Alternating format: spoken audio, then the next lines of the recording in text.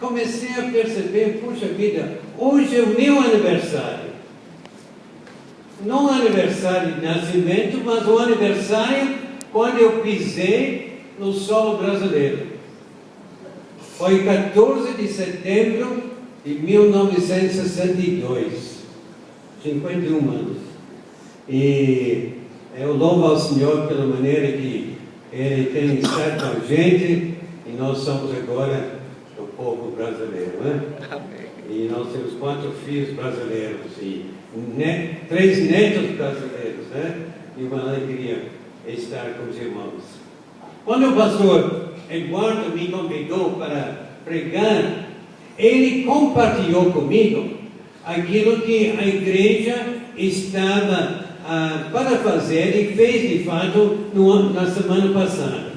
Este grande desafio, celebrar a Cristo, envolver nos pequenos grupos, instruir-se na palavra e finalmente amar o próximo. Aí eu tinha isso em mente. Então, quando eu estava buscando a orientação do Senhor, eu tentei encaixar dentro desse desafio que os irmãos já têm recebido na semana passada no retiro, e eu espero que a gente possa continuar nesse mesmo espírito. Abra suas Bíblias comigo em Colossenses capítulo 3. Hoje eu quero falar sobre aquilo que nós vemos aqui nesse trecho de Colossenses 3, várias características do crente na igreja local. Colossenses 3, começando a ler no versículo 9 até versículo 17. Eu vou ler os versículos ímpares e os irmãos leiam os versículos pares. Colossenses 3, 9. Não mintais uns aos outros, uma vez que vos despistes do velho homem como seus feitos, E vos revestistes do novo homem, que se refaz para o pleno conhecimento, segundo a imagem daquele que o criou, no qual não pode haver grego nem judeu, circuncisão nem incircuncisão, bárbaro, cita, escravo, livre. Porém, Cristo é tudo em todos. Revesti-vos, pois, como eleitos de Deus, santos e amados, de ternos afetos de misericórdia, de bondade, de humildade, de mansidão, de longanimidade. Suportai-vos uns aos outros, perdoai-vos mutuamente, caso alguém tenha motivo de queixa contra o outro. Assim como o Senhor vos perdoou, assim também perdoai-vos. Acima de tudo isto, porém, esteja o amor, que é o vínculo da perfeição. Seja a paz de Cristo um árbitro em vosso coração, a qual também fostes chamados em um só corpo, e sede agradecidos. Habite ricamente em vós a palavra de Cristo. Instruí-vos e aconselhai-vos mutuamente em toda a sabedoria, louvando a Deus com salmos e hinos e cânticos espirituais, com gratidão em vosso coração. E tudo o que fizerdes, seja em palavra, seja em ação, fazei-o em nome do Senhor Jesus, dando por Ele graças a Deus Pai. Amém. Essa carta de Paulo a Colossenses faz parte daquelas 4 cartas escritas na cadeia. Paulo era prisioneiro em Roma. E quando ele estava lá, ele escreveu a carta de Efésios, a carta de Colossenses, a carta de Filipenses e a carta de Filemão. Já pensou? Que cartas maravilhosas. E essa carta então foi escrita naquela ocasião. Paulo exerceu um ministério muito eficaz na cidade de Éfeso. De fato, nós lemos em Atos que ele passou 3 anos naquela cidade. No início foi difícil. Ele começou, como era o seu costume, de pregar na sinagoga. Mas, como aconteceu várias vezes no seu ministério, os judeus fizeram oposição a ele. E ele foi forçado a sair da sinagoga e ir para um lugar mais neutro.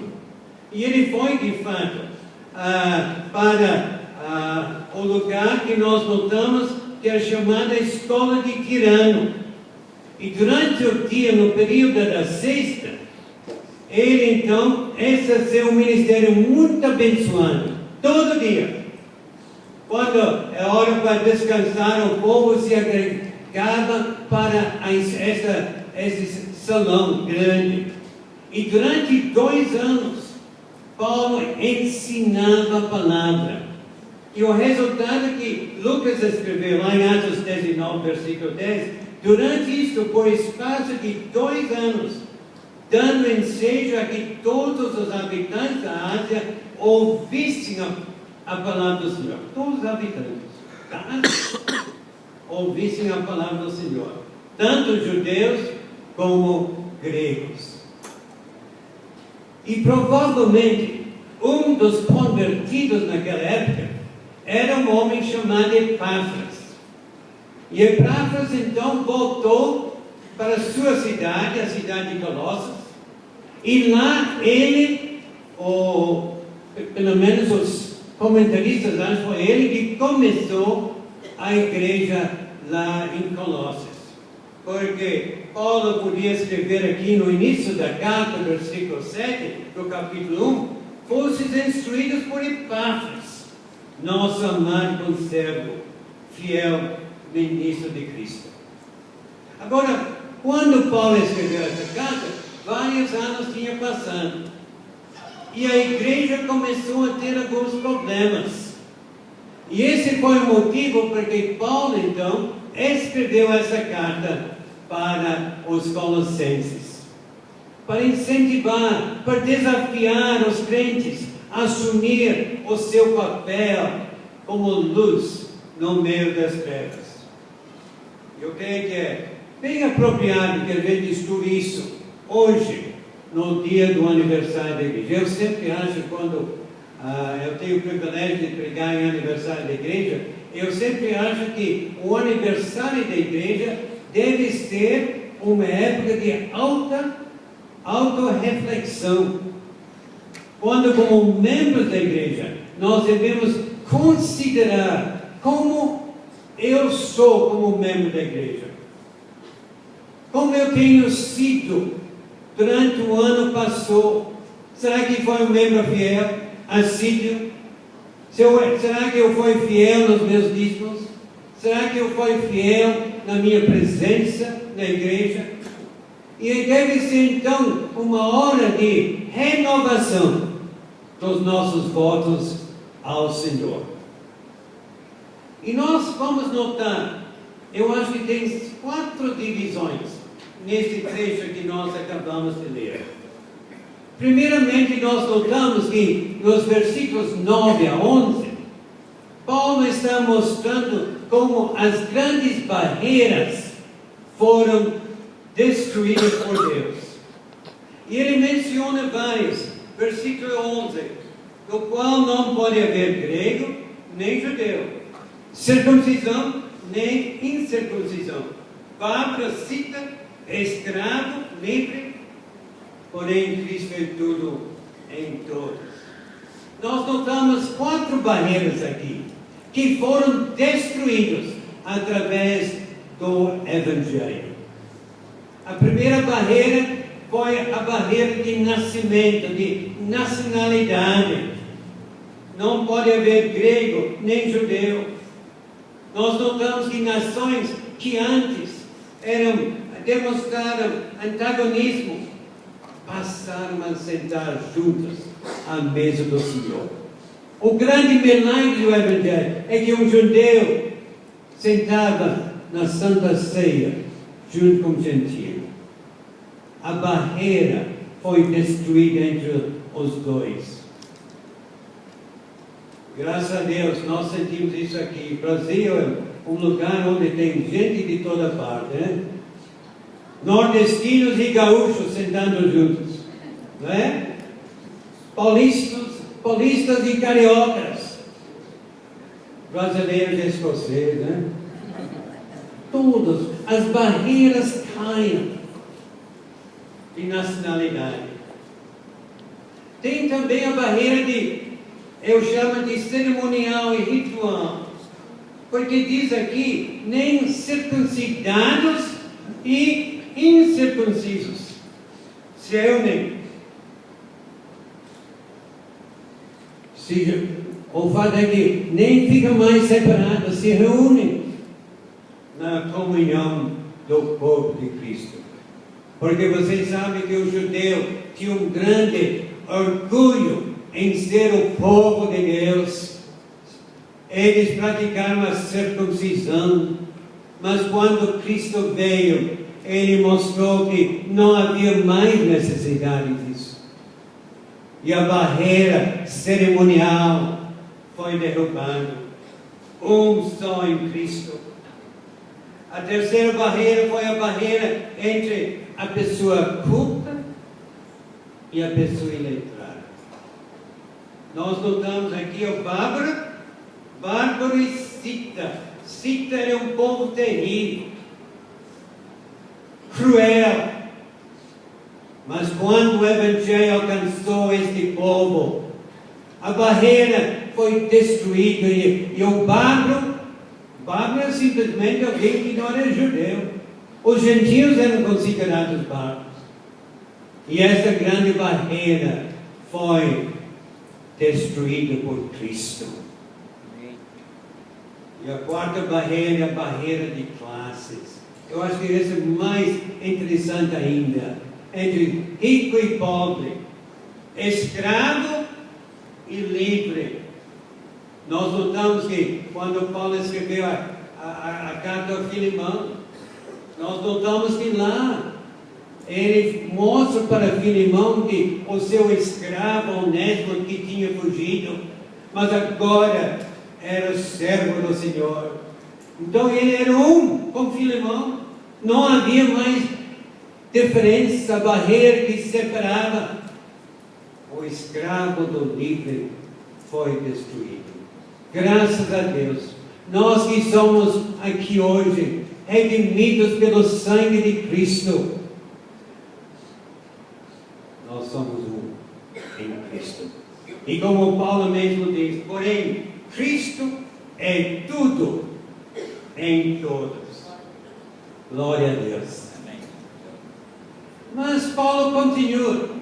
E nós notamos no versículo 12, que ele mostra que como crentes do Senhor Jesus, nós temos recebido muitas bênçãos. Bênçãos recebidas de Deus. Versículo 12 no início diz, como eleitos de Deus, santos e amados. Eu acho que é interessante, que quando nós lemos o Antigo Testamento, nós notamos que Deus, através de Moisés, lá em Deuteronômio, enfatizou as mesmas coisas. Lá em Deuteronômio 7, 6 a 8. Vamos ler juntos? Está na tela? Minha esposa que está passando. Tá jóia. Vamos ler juntos? Porque tu és um povo santo ao Senhor teu Deus. O Senhor teu Deus te escolheu para que fosse seu povo próprio, de todos os povos que há sobre a terra. Não vos teve o Senhor afeição, nem vos escolheu porque fosseis mais numerosos do que qualquer povo, pois éreis o menor de todos os povos, mas porque o Senhor vos amava. Não é incrível? Deus diz que você é um povo santo. E ele diz que eles foram escolhidos não porque tinha alguma coisa boa no povo. Por que Deus escolheu o povo? Não era porque era um povo grande e poderoso. O único motivo foi Ele amava. E Paulo escreveu a mesma coisa em Efésios, capítulo 1. Acho muito interessante isso. No Novo Testamento. Vamos ler juntos? Efésios 1, 3 a 5. Bendito Deus e Pai de nosso Senhor Jesus Cristo, que nos tem abençoado com toda sorte de bênção espiritual nas regiões celestiais em Cristo, assim como nos escolheu antes da fundação do mundo, para sermos santos e irrepreensíveis perante Ele, e em amor nos predestinou para Ele, para a adoção de filhos. Que coisa maravilhosa, meus irmãos. As bênçãos que você tem recebido em Cristo, as bênçãos que eu tenho, todos nós temos. As bênçãos de serem escolhidos. Por que você foi escolhido? Essa é a grande doutrina da predestinação. Eu não entendo, mas está na Bíblia. Na Bíblia toda. E Deus está enfatizando o privilégio que nós temos como irmãos em Cristo, com o povo de Deus. Deus escolheu você. Amém. Apesar de tudo em nós, apesar da nossa rebelião, apesar de que muitas vezes nós deixamos o Senhor, Ele nos escolheu. Aleluia. E não somente nos escolheu, mas Ele escolheu a gente por um motivo. Para que a gente seja santo. Separado, totalmente separado para Deus. E não somente escolher a gente para que a gente seja santo, mas o motivo por que Ele nos escolheu foi a mesma coisa em relação ao povo de Deus, de Israel, porque Ele nos ama. Ele nos amou. Deus amou o mundo de tal maneira que deu seu Filho. Para quê? Todo aquele que nele crê não pereça, mas tenha vida eterna. Aleluia! Nós estamos aqui hoje porque Deus nos escolheu. Porque Ele nos separou para ser um povo totalmente diferente. Nós temos que viver uma vida diferente no serviço, na faculdade, no escritório, na escola. Nós não podemos ser como aqueles que não são cristãos. Nós somos um povo santo. E Deus nos amou. E por causa disso, Ele nos escolheu. Como nós somos um povo abençoado. Louva ao Senhor por isso. Amém. Agora, nós notamos que uma vez que Ele nos escolheu, Ele exige de nós uma vida totalmente diferente. Diferente do povo do mundo. E nós notamos aqui que em versículo 12, revestivos, pois, como eleitos de Deus, santos e amados, de ternos afetos, de misericórdia, de bondade, de humildade, de mansidão e de longanimidade. 5 virtudes. Antes de sair aqui hoje, você foi para guarda-roupa, né? Pegou a roupa bonita para ter aniversário de igreja e você vestiu com roupa bonita, né? Aqui, Paulo está usando esta mesma maneira de falar e diz que nós temos que nos vestir dessas 5 virtudes. É interessante notar que essas 5 virtudes estão relacionadas com o nosso relacionamento como irmãos. Exatamente aquilo que vocês estão enfatizando aqui. Na ceia, unidos, o nosso relacionamento. Não tem nada aqui de eficiência, de aptidão, de capacidade nos negócios, mas é algo do meu relacionamento com meu irmão, com meus colegas no serviço, com os outros membros da igreja. Como é que eu estou me relacionando? Paulo aqui está dando 5 virtudes que nós devemos demonstrar. A primeira é misericórdia. É interessante que a versão do novo NVI, a nova versão internacional, ele usa a palavra compaixão aqui. Compaixão. Será que nós demonstramos compaixão? Eu acho que imediatamente eu penso no meu Senhor Jesus, o seu Senhor Jesus. É uma grande característica de Cristo. Nós lemos lá em Marcos 6, quando Jesus foi com seus discípulos, ele atravessou o mar da Galileia para o outro lado, para ter um tempo a só com seus discípulos. Mas quando ele chegou lá, tinha uma multidão. Os discípulos não tinham muita compaixão, não. Eles quiseram mandar o povo embora.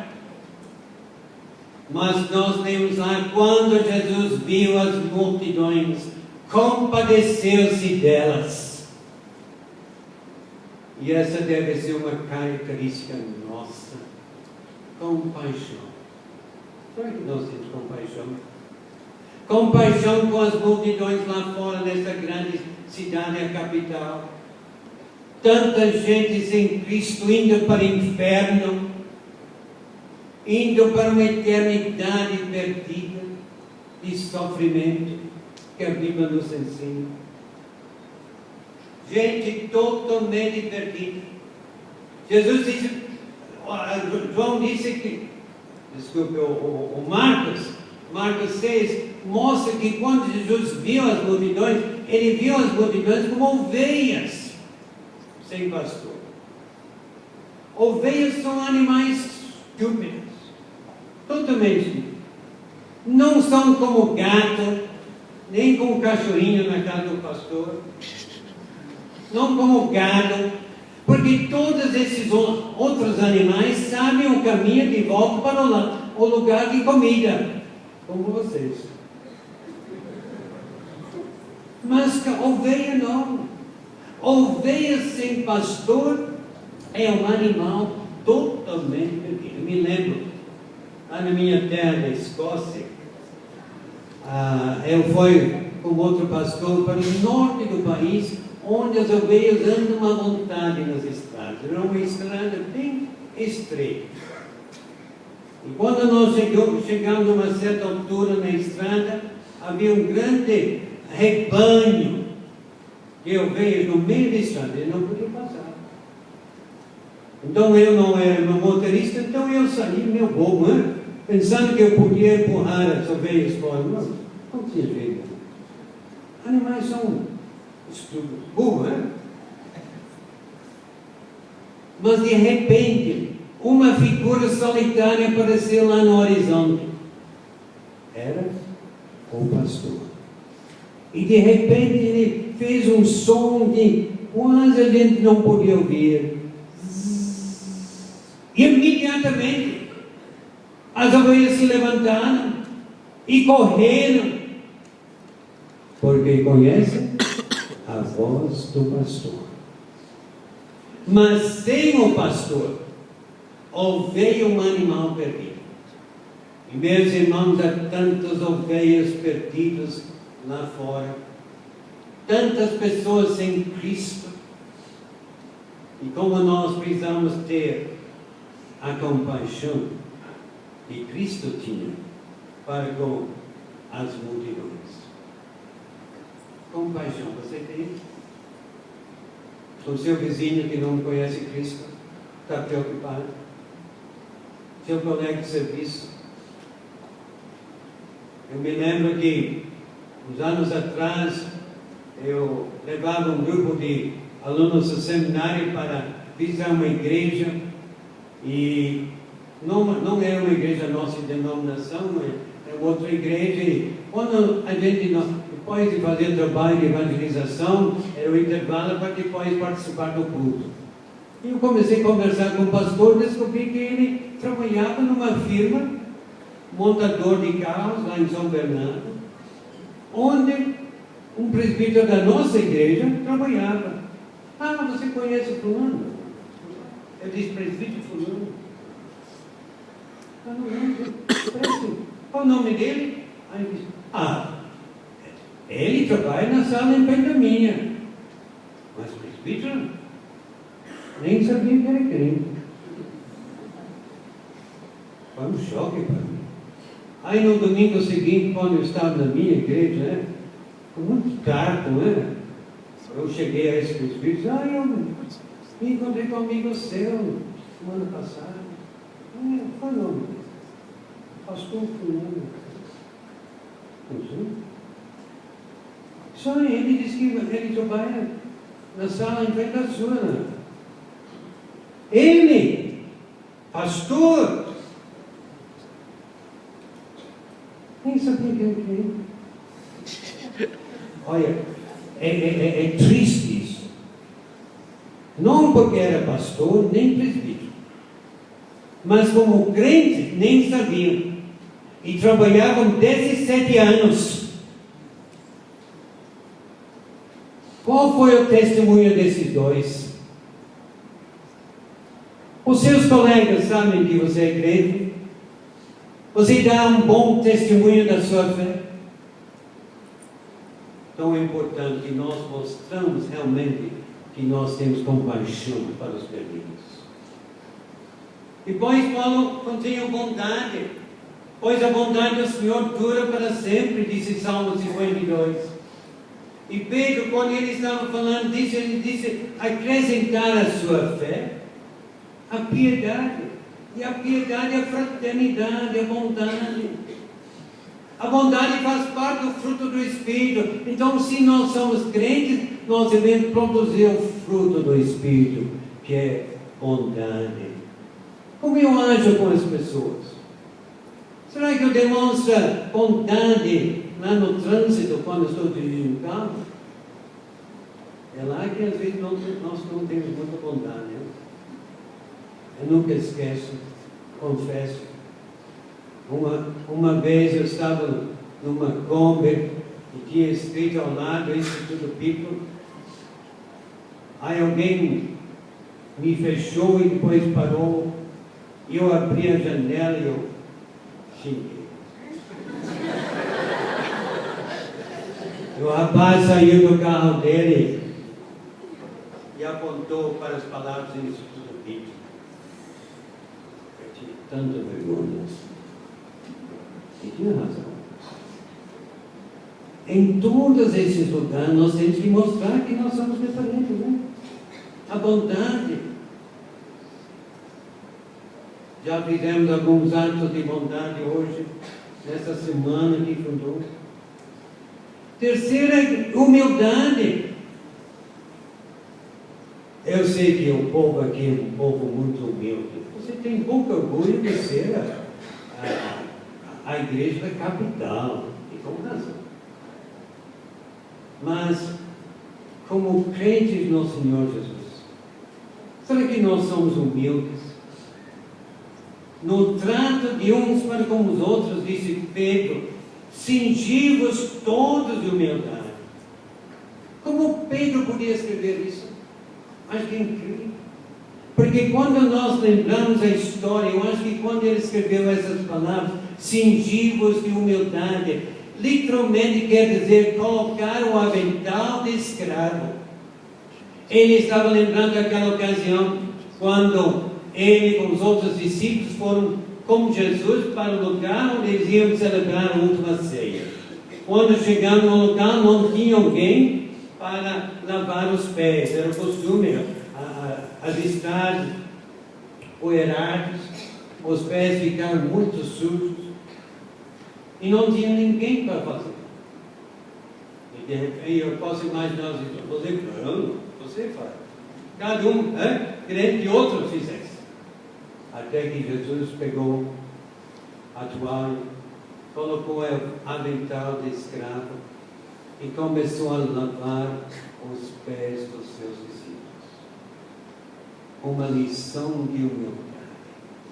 Quando chegou a vez de Pedro, Pedro disse o quê? Você não vai lavar os meus pés de jeito nenhum.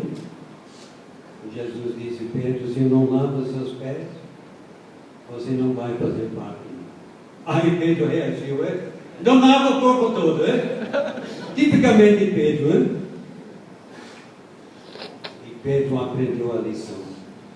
E anos mais tarde, quando ele escreveu a sua carta, ele decidiu colocar o avental de escravo, ser humilde, sentidos todos de humildade.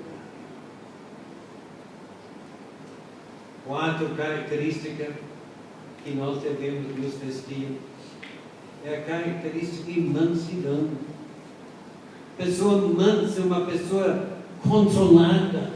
É uma palavra usada no grego para o cavalo que já foi domado. Manso. Mansidão. Não violento, porém portanto, inimigo de contendas, disse Paulo, falando da liderança. E era uma característica bem do nosso Mestre, do Senhor Jesus. Tomai sobre vós o meu jugo, aprendei de mim, porque sou manso e humilde de coração.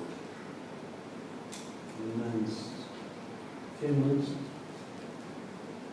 Ou será que nós, muitas vezes, não somos bem controlados? Perdemos a calma. E a quinta virtude aqui é paciência, longanimidade.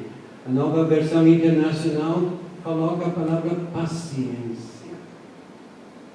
Irmãos, disse Tiago, tomai como modelo no sofrimento e na paciência dos profetas. Temos ouvido da paciência de Jó.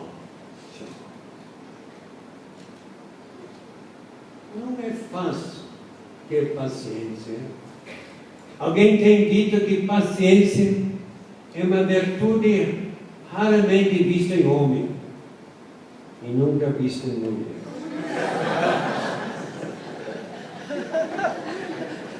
Não é verdade? Todos nós precisamos de paciência, não? Todos.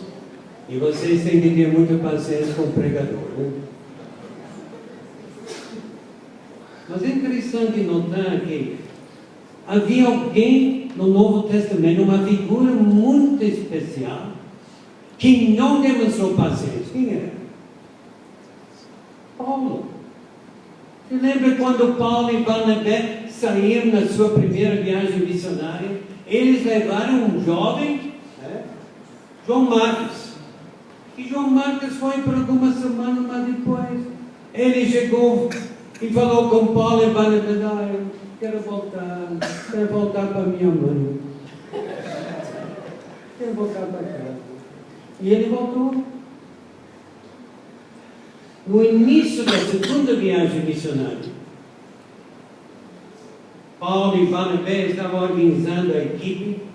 E Barnabé disse: olha, vamos levar João Marcos conosco. O quê? Aquele moleque? De jeito nenhum. E houve uma briga tão feia entre Paulo e Barnabé que os dois se separaram. Tiraram duas equipes. E Barnabé levou João Marcos. Barnabé tinha paciência. Graças a Deus pela paciência de Barnabé. Porque quem escreveu o primeiro evangelho? Foi João Marcos. Mateus e Lucas falaram alguma coisa dele. Foi esse moleque que não prestava. Essa é uma palavra para vocês que são professores de crianças, de adolescentes, jovens. Tenha paciência. Tem muitos João Marcos na sua classe que podem se tornar um grande servo do Senhor. Graças a Deus mesmo. Paciência. Qual é a última moda? O desfile Qual é a roupa que nós vamos vestir? Paulo diz, revestivos dessas 5 características. E para terminar, bem rapidinho, Paulo menciona as ações mútuas. Várias vezes ele diz uns aos outros, uns aos outros, uns aos outros. Amados, se Deus de tal maneira nos amou, devemos nós também amar uns aos outros. Nós devemos nos vestir dessas virtudes para que, na prática, nós demonstramos essas ações. O primeiro é perdão mútuo. Suportai-vos uns aos outros, perdoai-vos mutuamente. Caso alguém tenha motivo de queixa contra outro, assim como o Senhor vos perdoou, assim também perdoai-vos. Não é fácil perdoar. E eu não sei se tem alguém aqui outro membro da igreja, você não quer perdoar. Ele fez alguma coisa, ela fez alguma coisa contra você um tempo atrás e você não perdoa. Então, como é que a gente pode orar ao Pai Nosso? Perdoa-nos como nós perdoamos, e nós não perdoamos. Eu espero que Deus não responda esta oração, né? Que nós vamos receber o perdão de Deus como nós estamos perdoando outros. Marido, esposa, às vezes, o marido fala para a esposa, eu vou perdoar você, mas eu não vou esquecer. Isso não é perdão, perdoar, como Deus perdoa. Como é que Deus perdoa a gente? Os nossos pecados foram jogados onde? Na profundeza do mar. Ele esqueceu. O segundo, amor mútuo, unidade mútua. Versículos 14 e 15. Acima de tudo isso, porém, esteja o amor, que o vínculo da perfeição seja a paz de Cristo árbitro em vosso coração, a qual também fosse chamados em um só corpo.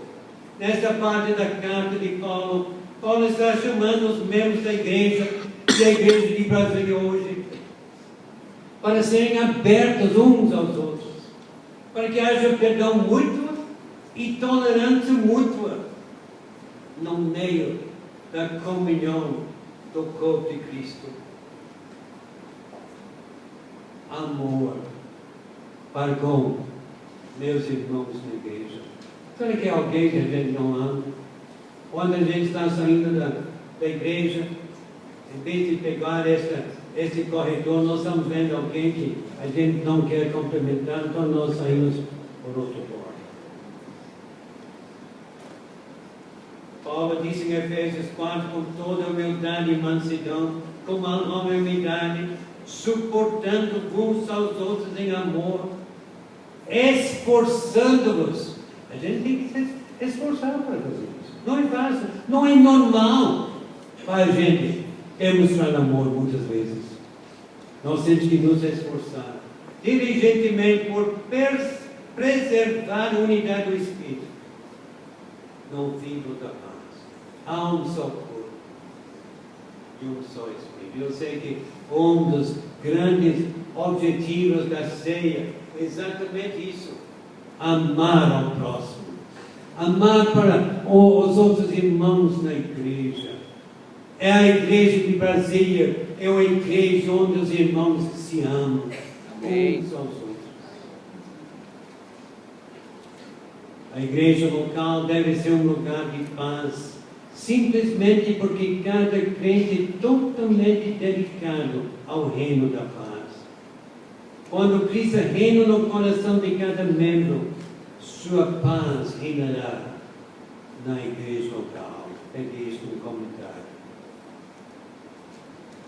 Amor mútuo, exortação mútua, habita ricamente em vós a palavra de Cristo, instruí-vos e aconselhai-vos mutuamente. em toda sabedoria. Paulo está enfatizando aquilo que eu sei que vocês estudaram no encontro semana passada. O valor da instrução na palavra. Isso muitas vezes vem através dos pequenos grupos, onde cada um pode ajudar o outro. Tão importante. Instruí-vos e aconselhai-vos mutuamente. O grande valor dos pequenos grupos. A igreja que fica perto da nossa casa, nós somos membros da igreja central, em São José dos Campos, mas a igreja Maringá é uma igreja boa. Pastor Robson, que muitos irmãos conhecem lá, é o pastor.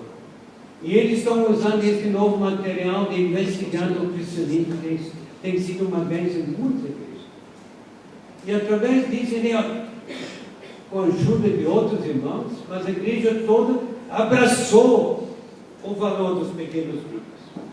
E eles conseguiram, no mês de maio, junho, organizar 50 grupos. Tinha um grupo de jovens se reuniam na praça. E durante 7 semanas lá, eles estudaram como ser um discípulo de Jesus. Um mendigo que morava na praça se converteu. Eu tinha o privilégio de estar presente quando, no fim das 7 semanas, 15 pessoas foram batizadas. O valor dos pequenos grupos, cada um compartilhando, instruindo uns aos outros. E finalmente, gratidão mútua. Sede agradecidos. Louvando a Deus. Vocês gostam de louvar a Deus. Eu podia perceber isso hoje. Graças a Deus. Com salmos, hinos e cânticos espirituais. Com gratidão em vosso coração.